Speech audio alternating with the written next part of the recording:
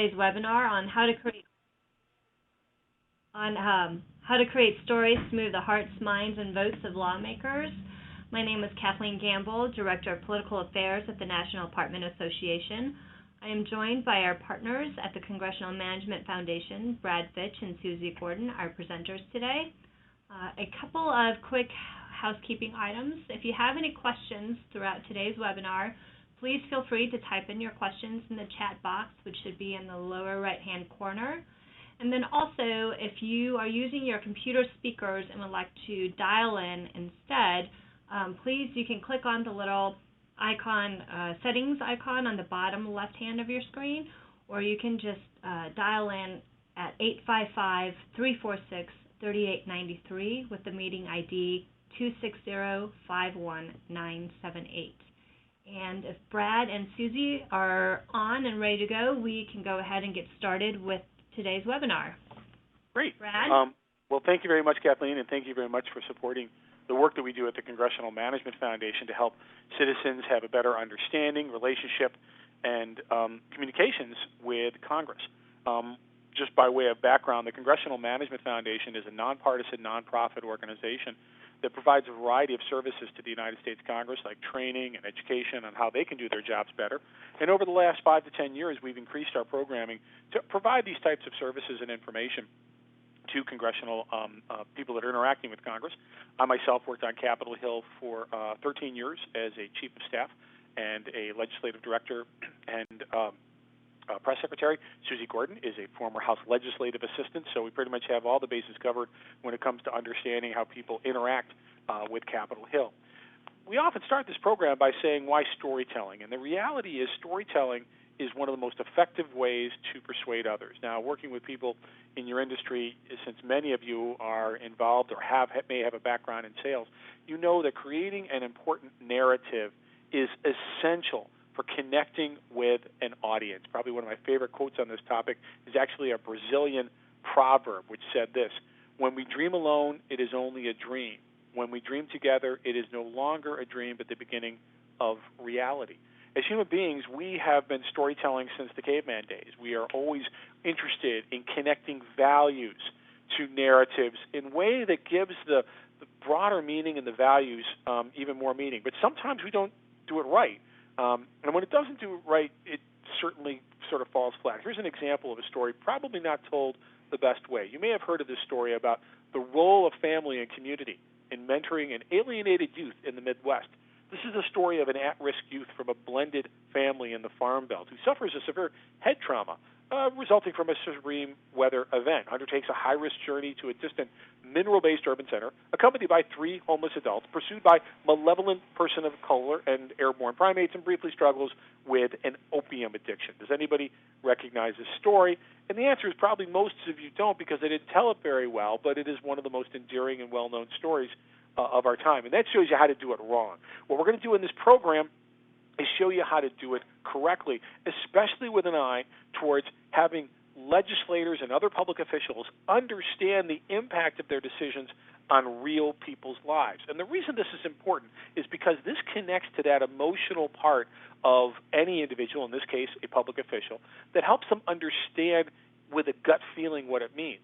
I mean, sometimes we like to think of ourselves as very rational human beings. In fact, we like to think that when we make a decision, we think, we analyze, and then we decide. But frankly, our brains aren't wired that way. We're much more irrational.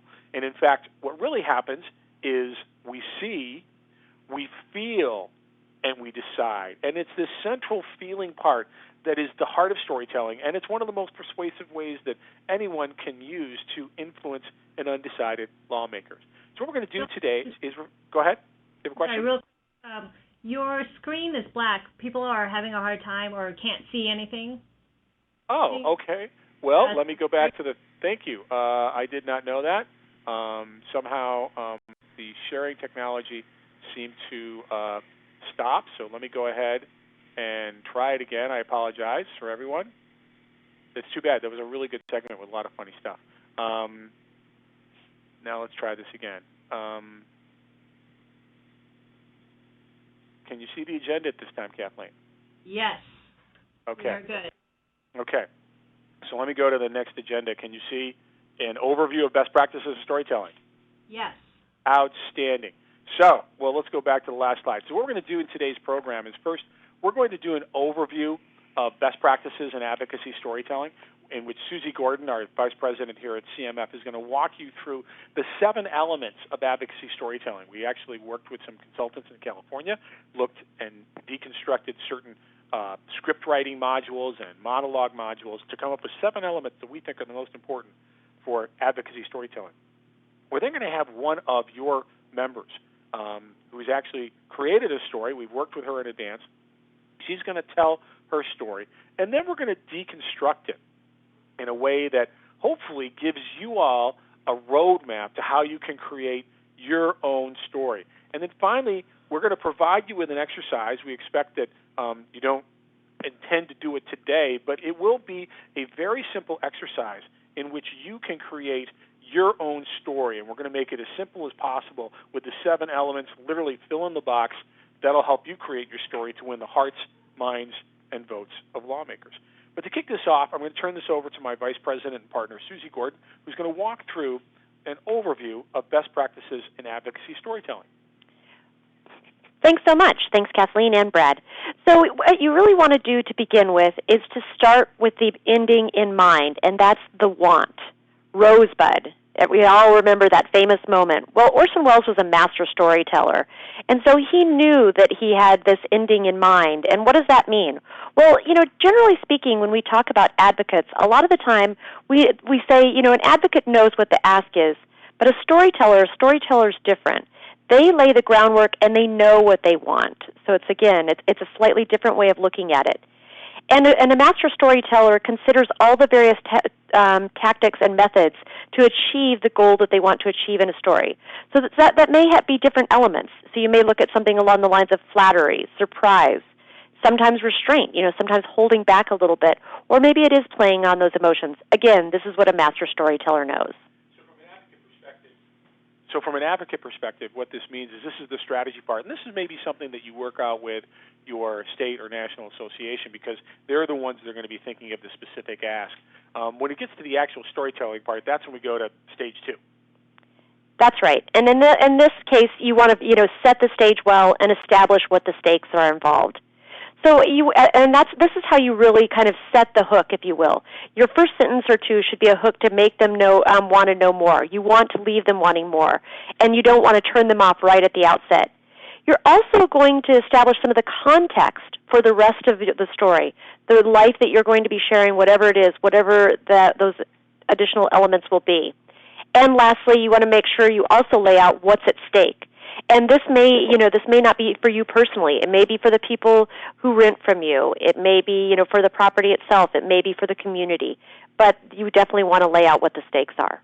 And one way to think about this is you look at the exercise. It'll coach you in saying, if we don't do X, Y will happen. Meaning, what are the consequences, perhaps from a public policy standpoint, of something not happening? And when you see it in the example we'll provide you in a few minutes, that your colleague will show you, you really get that feeling because that's what lawmakers are really going to be weighing on their minds. What are the consequences of me not taking this action or taking a particular action? And once you have established the stakes and you've laid out that scene, you next need to paint in the details. This is your paint the picture for them, using all of the different senses available to you.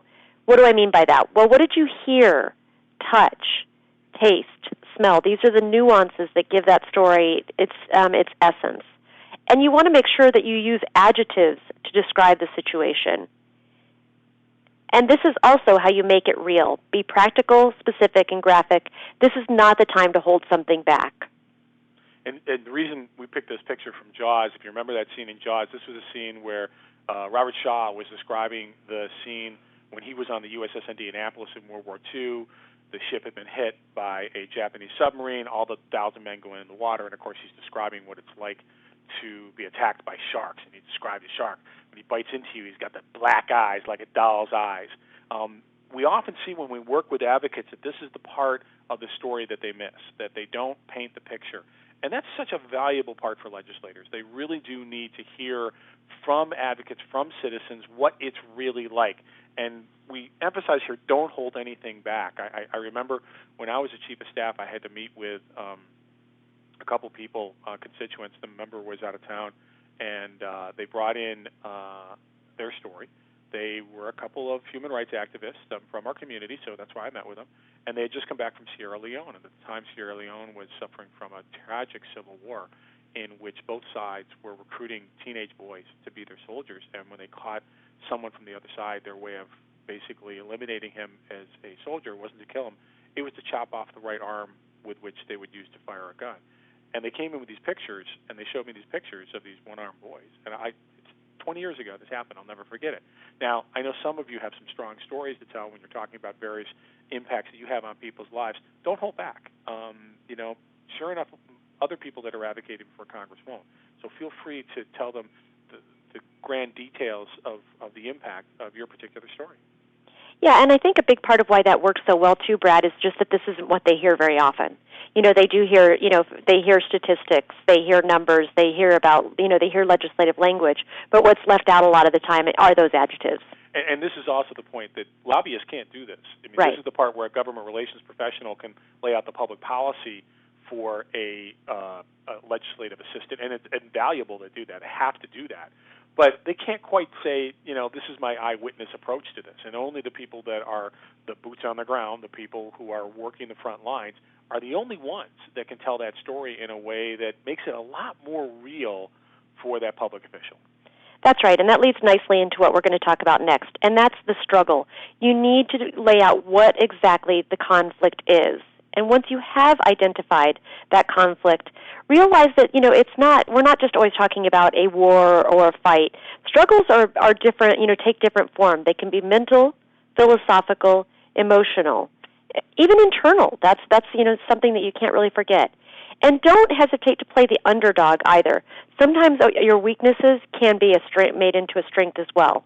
Jimmy Stewart knows that, he when he did his, fantastic and fabulous scene where he'd been up there for a long time, he looked a little beleaguered, and that's okay. That can actually play to your strengths as well. There's this myth throughout America is that, the underdog and the little guy really doesn't have a voice in Washington, and Susie and I both know that sometimes that's true, but most times it's not true, that the underdog is actually, frankly, more powerful because legislators love to be on the side of the underdog. They love to be that person that helps that person unexpectedly, that David beat Goliath, and they live for that. And that's what legislators and staff members do. That's why they got involved in this particular profession and make the sacrifices they do as public servants, is to help people that they think are downtrodden, whether they be small business people that are being overregulated by the federal government or, single moms that can't get health insurance. I mean, this is what legislators live for. So don't hesitate to play that role in any interaction or be that character in any story you tell before Congress. And next up, I have to admit that this is my favorite one. It's the discovery. Elements of surprise go a long way in making your story. And you want to make sure that you don't do that right at the outset. You want to wait until it has the most impact. You need to balance the past and the present. The reason I like this one so much is that this one's very real to me. I just watched Star Wars for the first time with my daughter. And in this, when this scene finally happens, she actually gasped. And it was so much fun because, of course, I knew it was coming. But I can remember being a kid and how surprising that part was. They didn't start out the story saying, a long, long time ago in a galaxy far, far away, there was a bad man who had 2 children. That's not the way that it unrolled. And then, once you have made that exposure, you've made that discovery, you've shared that with them, you want to talk about how that changed something.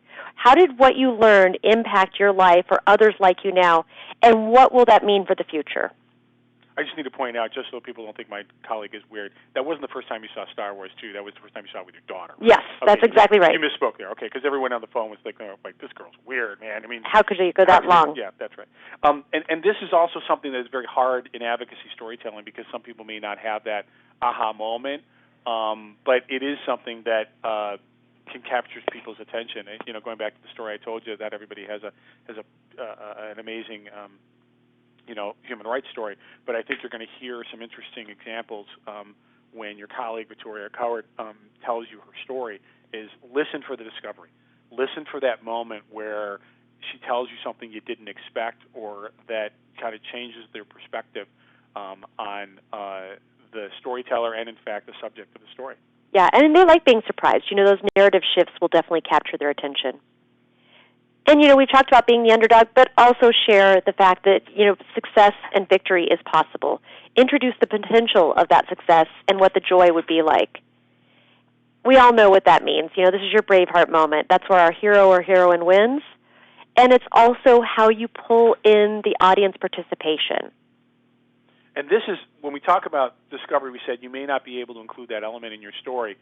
This is essential. This is where you have to communicate to the legislator that they can make a difference and they can be part of the winning side, that they can actually play a constructive role. You've got to give them the path to be the winner. And they want to be in the winner's circle, whether you believe it or not. They actually want to say yes. I mean, these are politicians.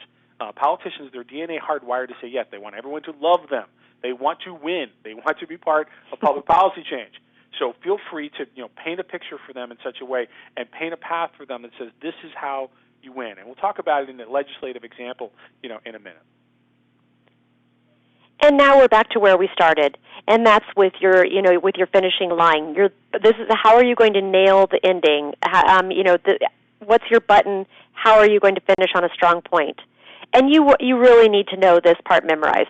Some of the other parts you don't need to have memorized because it'll sound better if it's there's some spontaneity and some extemporaneous moments, but not on this part. You need to have this down pat. And earlier we talked about not holding anything back.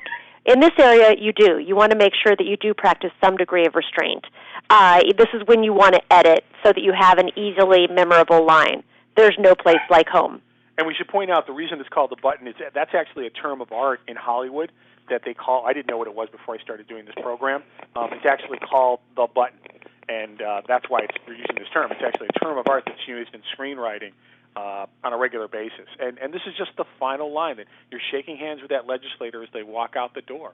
What's the last thing you say to them that's going to get them thinking about you and that story throughout the day? Keep in mind, members of Congress and state legislators are very busy. For a member of the House of Representatives, the average number of hours they work is 13 meetings a day, 70 hours a week. It's a very busy schedule. When state legislators are in session, it's a similar schedule. So you've got to have something that's memorable, and that's why taking a little time to memorize and have a final line is important. So before we go on to the next element, I'm just asking Kathleen, I know people have had the opportunity to write in questions. Has anybody dropped a question that we should address at this time? I think more people were surprised when Susie said it was the first time for Star Wars, but that was it. Yeah, well, I'm glad we fixed that. That would have left a really, sort of weird group there. Okay, there are other movies she hasn't seen, but we'll talk more about that later. That's just, her own deficiency in movie watching, but that's okay. So let's move on to the next section, which is reverse engineering an advocacy story. Now, what we've done is we've worked with one of your colleagues and a member of the association in advance, somebody Kathleen helped us identify, and she's going to go ahead and come on board. Before I introduce her, Victoria, are you ready with your story?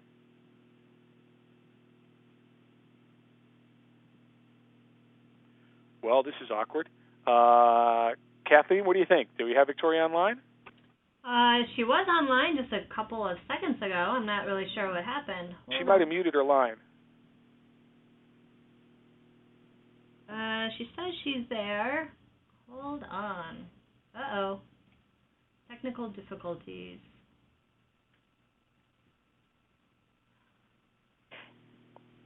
And while we're trying to get Victoria, we are going to set the stage just a little bit by letting you know that when she tells her story, she's going to present it as if she's actually talking to a legislator. We want to make sure you know that, she didn't fall and hit her head and she's not under any delusions that she's talking to legislators, that this is just a little bit of stage setting, and so she'll be talking as if she were right in front of a legislator instead of addressing all of us. So, Kathleen, while you're resolving that, go ahead and tell us when you do. Go ahead and interrupt me. I'm going to turn to use this time by talking to my colleague, Susie. Susie, you're on the Hill of Time. I mean, are there any? I talked about one of my stories. I mean, were there any stories that you felt from a legislative context that really spoke to you, that you felt did a particularly good job of connecting public policy to an individual or group of individuals? Yeah, absolutely. I mean, I worked on transportation issues, but I worked for a member who had a lot of interest in healthcare. And so, in the wake of 9/11, I also was working on some port security issues. I did not realize that there were new regulations in place for people traveling with oxygen tanks. And so, and I heard also, I had people writing in about the regulations in a very technical fashion, but I had one woman who said, I have COPD, which is chronic obstructive pulmonary disease, and was dependent upon an oxygen tank, and so therefore, and she was telling me, she skipped all of that and talked about the fact that she couldn't go see her grandchildren. Yeah. That she couldn't fly to see her grandchildren, and that that just really goes to element 2, setting the stakes. What's at stake here? Yeah, you can sit there and say it's a regulation about not moving oxygen tanks on a plane, and people think inconvenient. But when you translate to it, no, it's not just inconvenient. I'm not going to see my grandchildren. That makes it much more real. Yeah, absolutely. And then it's just, I mean, I can even say, for those people who were coming in on different issues, food safety. There are a lot of different ones where I really did hear from people who were good at explaining truly what the stakes were for them. Okay. And like I said, and the surprise element of surprise, the Congresswoman loved the element of surprise. If I could come up with someone who could introduce that, those were the people that she asked me to keep an eye out for those stories, because she oftentimes liked to either use them in congressional testimony or when she was on the House floor to make a speech. And let me tell you, if you can get your cause featured by a member of Congress in a floor speech, then that's the holy grail right there. Okay, I think we have Victoria back online. Technical difficulty solved. Victoria? I'm cracking up now because I'm over here whistling while they're speaking, trying to make sure when you finally came to me that you could hear me. I'm sorry, everybody. I was on the phone, but for some reason, the system, I guess it must know me well, decided to mute me. That's okay. All right, so we're going to have Victoria. Victoria, first of all, you say who you are and where you're from. Absolutely. Hi, everybody. I'm Victoria Cowart. I am out of Charleston, South Carolina, active member of the Charleston Apartment Association, the South Carolina Apartment Association, and the National Apartment Association on the Board of Directors, currently serving as your PAC Ambassador Chair. Okay. And the title of Victoria's story is Expedited Ejectment. Go ahead, take it away, Victoria. Sure. So I'm going to talk to you all, as I said, without delusions, but pretending you are a particular senator, whose picture, by the way, everyone, I have on my iPad right now because he is so tough. So I'm going to picture him, and I'm going to talk to you all like I'm talking to him. So, Senator, really glad we get a chance to talk to you today about expedited ejectment. Frankly, just letting you know right off, if we don't create expedited ejectment in this state, as is available in so many other states, property management teams, people who work in apartments every day, caring for the comfort of thousands of your constituents around the state, could come to learn of dangerous things going on in their communities, threats to your constituents, and not be able to take any effective action to quickly save lives or protect safety of these same constituents. And that's what we're here to talk about today. That's what we're concerned about. And so I'll go on by telling you, sir, please, a quick story of how this really came to affect us at Darby Development. Darby Development is a local family in Charleston, and they've got a great portfolio of communities for hardworking people in your area, and they really care for those folks. And one day, and I help them by running the operations, and one day I'm at lunch with a couple of the team members, and I happened to have seen a police officer I know for the city. Joked with her for a few seconds, went on to eat lunch. While I'm at lunch, I get a phone call, and I learned that one of my properties has just found that there's a clandestine meth lab on the property. And the police are there, and only my assistant manager, who's new, is on duty. Property manager's off today, and there's quite a bit of panic. So, I, of course, take off in the direction of that property. Before I do, I stop and I ask that police officer, run down the details of what's wrong.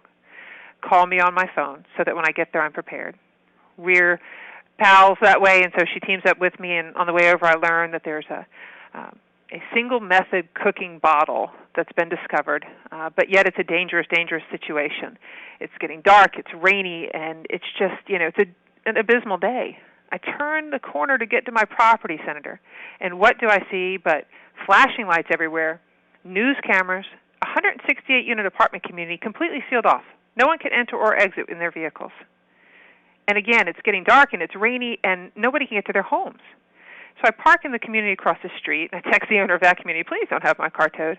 Walk across in the rain, media is filming myself, the residents, the police, and in front of the very first building as you go into the property, parked sideways so it can be really clearly read, is a giant semi-truck marked clandestine meth lab. Police cars everywhere, frightened people, and a sealed-off community. It was a horrible situation to have come across. So I proceed to go through this situation and try to deal with what we have here and begin streaming out communication to the customers, begin speaking to the customers who are there, begin speaking to the police officers who are there, the meth folks who are there, and trying to gather information. And the first thing I noticed, of course, is that there were a lot of angry people. And as I delved into this deeper, I found out that our customers were now so angry with the one neighbor who they know the apartment is the source of the problem, and who, just from communicating as neighbors do, they realize that this is a member of that person's household or family or extended family, and they're very angry. They realized very, very quickly, and it shocked me how quickly they realized it, that their lives and their safety and their homes were put in jeopardy by this one apartment and by the one elderly female leaseholder of that apartment. As I delve into it further, I realized that it was this one resident, this elderly mother, who had allowed a member of her family, not on her lease, to stay in her home that day when she went to work. And this individual had decided to cook up his own source of methamphetamine. So he had a bottle, and he was cooking and using, and he fell asleep, and then endangered the entire building with this highly combustible, highly flammable situation. And this turned really ugly really fast, and I became really concerned for the safety of this individual because I was frightened for what her neighbors might do to her for having allowed them to be in such jeopardy and danger. And all the while, the police are asking me, well, when can you give us this apartment? When can you get in here and start remediating the apartment and making sure your building is safe? The residents are asking that. They also want to know what danger they've been placed in. And all the while, I'm knowing we have an ejectment process in our state that offers no opportunity for expeditedly processing this person out of our community. It could take 4 to 6 weeks to remove this individual. So, Senator, stop and think for just a moment. A member of your family, a friend of yours, is living in a community, a multifamily community, and this is the reality of their day and their evening, and they place a phone call to you. Are you not going to think to yourself, I'm going to call Victoria and find out how fast she can get those folks out of there? Well, my answer to you, Senator, is going to be 4 to 6 weeks because that's the laws that we're operating under, and I need you to help me change those. Because the reality is I need to do my job to save people's lives and or to provide them with safer environments when there's a danger like this, but I can't. The way the laws are written, I absolutely can't. So I would ask you, Senator, consider that your family member was one of those people I was standing in that pelting rain with, and then think about how quickly you'd want me to be able to take action. I couldn't even take action to remediate the apartment because she and all her affected belongings were there. Think about how quickly you would want me to begin my work and then help me keep people safe, possibly saving lives, by giving me access to that expedited method of ejectment to save the lives or the safety of the people you are in charge of helping, and I'm in charge of helping. If we can do that together, then today would be a good day. That was great, Victoria. Thank you so much. Now, the first thing you realize is that, and this is just talking as a third party, when I first heard the term expedited ejectment, it wasn't the most friendly term because what she was really talking about in layperson's terms and in public policy terms was making the home safe. That was really the title of the story. Now, because we've had some technical glitches here, I just want to check with Kathleen. Did my screen just change to making the home safe? No, it's still on expedited ejectment. Okay, let's go ahead and do this again and go ahead and try it again. How's this? Making home safe? Yes. There we go. Okay, so I'm going to go and deconstruct her story. Now, the way I got it in writing was a little bit different than the way she told the story, but it was very close sequentially. So we know what the one is. She's already made it clear. Victoria wants the legislature to pass legislation so that owners of rental properties have the ability to engage in expedited ejectment when those are cases where a tenant, or in this case not even a tenant, an individual, is making the environment unsafe in a significant way for other people. So what are some of the things she did? She set the stage. She said if we don't create expedited ejectment, then management teams across the street could be made aware of dangerous situations like drug production, yet be unable to address the question quickly and save lives and homes. So what's at stake here? That's exactly what's at stake. That's very clearly saying that these are the consequences. And you have to make those consequences clear to legislators, and when they actually see it, it becomes a lot more real for them. She did a wonderful job of painting a picture, detailing the scenes. What did she see, feel, hear? She talked about rain pelting. Perfect. She saw flashing lights. She saw this clandestine meth lab semi parked in front of the building. So this was a really great picture that someone was painting for you. It was dark. How many times she talked about that? She talked about it from her perspective, from the other residents' perspective. This is exactly what you need to do to give people a little bit more of the texture of this. I like to think of storytelling as like radio, and I often refer to radio as the world's greatest visual medium because it requires the mind to create the picture. It's actually more visual than television. Television is passive. You sit in front of it, and they create the picture for you. For radio and storytelling, you actually participate in the storytelling process by living the story with them and painting that picture with them. Number 4, the struggle was pretty clear. Her customers were angry because they knew the risk the neighbor had created. She was worried about the mother, and from the angry customers maybe engaging in some kind of negative behavior, and she had to worry about her. So she was really describing that and there were a variety of different struggles going on in the story. If you actually listen to it, there was the struggle that the apartment owner is dealing with, there is struggle that the mother is dealing with, there's a struggle that the other customers are dealing with, and that creates the perfect amount of tension that you want in any story. And it may sound like we're painting a story to get on the evening news or get on the ABC movie of the week, but this is really about advocacy. This is real life for people, and it makes a huge difference. She had a really interesting surprise throughout the course of the conversation. She realized the son was not on the lease and had a history of drugs. And so by learning that was the big switch. It has both legal and practical implications. She also introduced the possibility of success, and I love the way she did it in a way that put it in context for the legislator. Think just for a minute if you wanted us to perform a mediation, and then with maybe a family member of yours, but it would take 4 to 6 weeks to do that. I mean, that put it in context, like you can make a difference, Senator. You can actually change that. And she put it in a very real term by talking about it in a family member, not making it, mushy or saying like, think your 2-year-old baby was in there or something like that. No, it was just a family member. It was very subtle, but it was very well done. And then finally, she ended with the hook: help us to keep people safe and to possibly save lives by giving us access to our apartments in an expedited fashion right now. One of the things we see that's happening in sophisticated advocacy, and we were just working with another group that was engaging in it, is more often the successful advocacy are those people who are advocating on behalf of their customers or their patients or other people that they serve. And yes, do you possibly benefit from this? Sure. Congress, they're not idiots. State legislators, they're no dummies. They know that you get a drug-dealing meth lab out of your apartment. Of course it's good for your business. I mean, but that's a sub-point to the broader point, the societal point, that can be very powerful to legislators. So before we go to the next section, I want to turn it back to Victoria and Kathleen. Maybe as you've heard this now, because it's the first time Victoria actually heard the whole shtick, and Kathleen as well, are there any questions that come up in your mind that you want to ask, or are there any questions that our audience has posed using the Fuse chat box? We have a quiet audience today, and I think just knowing our members that most of them are currently thinking of their own stories and trying to figure out how to apply it all into this format. And I want to let everyone know that we do have follow-up materials for you that will help you prepare your story. I think, Kathleen, you said you're going to send them this exercise afterwards, and it literally is the 7 elements. It talks about, and it redoes the 7 elements. That's our handout for today's program. And it will allow you just literally to plug in your story. And some people get a little hesitant doing it, and that we would encourage you to dispatch with. Don't feel hesitant. Don't feel uncomfortable. members of Congress are always looking for stories to help put in context public policy and allow them to put a face with the implications of that public policy.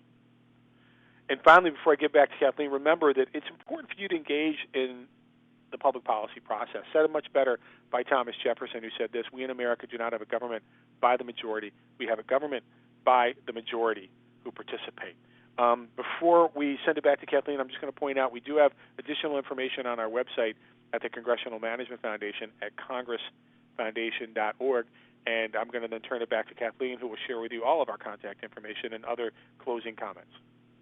Thanks, Brad, and thank you, Susie. And, of course, thank you to Victoria for sharing her story. It was a great story, and I know that she's still fighting hard for that. And I want to thank everyone for joining us today for our webinar on how to create stories to move the hearts, minds, and votes of lawmakers. And I want to remind everyone that this webinar will be posted online at naahq.org website, and we will also post our follow-up materials, so exercise, as well as, and I will also send this out to you as well. So if you have any questions, please don't hesitate to contact any of us. And thank you again for joining us today.